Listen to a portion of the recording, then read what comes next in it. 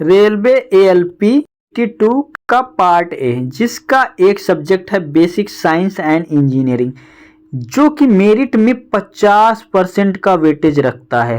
तो इसको जानना सबसे ज़्यादा ज़रूरी है कि किस टॉपिक से कितना क्वेश्चन आता है, ये हमको पता होना चाहिए। पता कैसे होगा?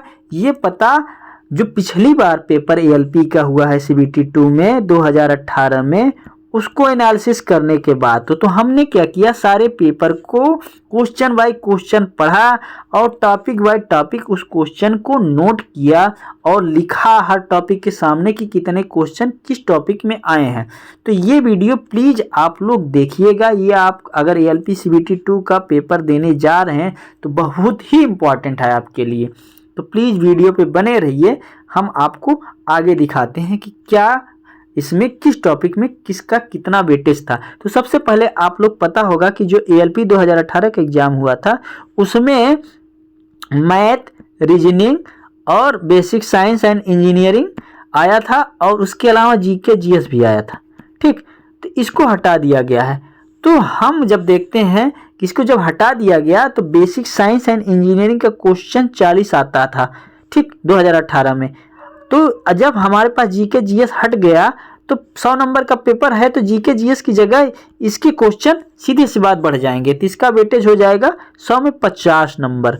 ठीक, अब इधर देखो 2018 में 40 क्वेश्चन पेपर में आ रहा है कि नहीं, वो भी हम आपको दिखा देंगे गिन के। ठीक, चलिए, तो यहाँ देखिए, पहले ध्यान से देखिएगा, हमने पूरी की पूरी टॉपिक लिखी है, आप सिलेबस मिला लीजिएगा। Unit measurement, mass, weight, density, work, power, energy, speed, velocity, heat, temperature, basic electricity, lever, simple machine, occupational safety, health, environment, education, IT literacy and ED।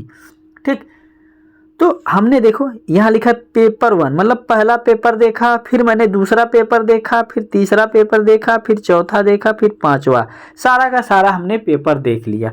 अब पेपर देखने के बाद हमने क्या किया कि हर पेपर में topic by topic question note करते गए। ठीक, तो सबसे पहले यूनिट और मेजरमेंट का पहला पेपर देखा तो 2 क्वेश्चन आए थे। ठीक, मतलब मापन और मात्रक, इस हिंदी में इसका नाम है। तो दूसरे में भी देखा, तीसरे में भी देखा, चौथे में, सब में 2-2 क्वेश्चन का वेटेज इसका मिल रहा है। तो और ये चैप्टर ऐसा है कि इसका यूनिट और मेजरमेंट किसी भी चैप्टर से मिल सकता है। ठीक, अब आते हैं हम दूसरे में, मास, वेट, डेंसिटी वाले चैप्टर में। तो उसमें देखते हैं कि सबसे पहले पेपर पहले में देखा तो 2 क्वेश्चन आए थे, दूसरे में देखा तो 5 आए थे, तीसरे में देखा 4 आए थे, चौथे में देखा 5 और पाँचवें में देखा तो 3 आए थे। तो ऑन एवरेज देख रहे हैं कि इसमें लगभग 4 क्वेश्चन मास, वेट, डेंसिटी से आ रहा है, जिसको हिंदी में बोलते हैं द्रव्यमान, भार और घनत्व। उसके बाद अगला चैप्टर आता है वर्क, पावर, एनर्जी, जिसको कार्य, शक्ति और ऊर्जा बोलते हैं। इसमें भी देखते हैं तो 4 4 4 देखो 5, ठीक, लगभग 4 4.5 का एवरेज मिल रहा है। इसका भी ठीक ठाक पोर्शन है।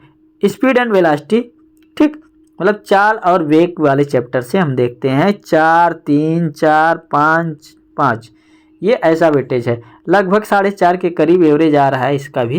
तो इसमें भी देखते हैं। और सबसे ज़्यादा इस वाले चैप्टर से हमको देखने को मिले हीट एंड टेम्परेचर। भाई लोग इसको ध्यान से पढ़ लेना। हीट एंड टेम्परेचर थोड़ा सा बड़ा चैप्टर है और बहुत ईजी है, आराम से पढ़ोगे। हमने अपने YouTube चैनल पे भी डाल के रखा है, बहुत अच्छे से इसका पूरा एनालिसिस करके रखा है, पूरे टॉपिक का फ्री में है, आप लोग जाके देखिए।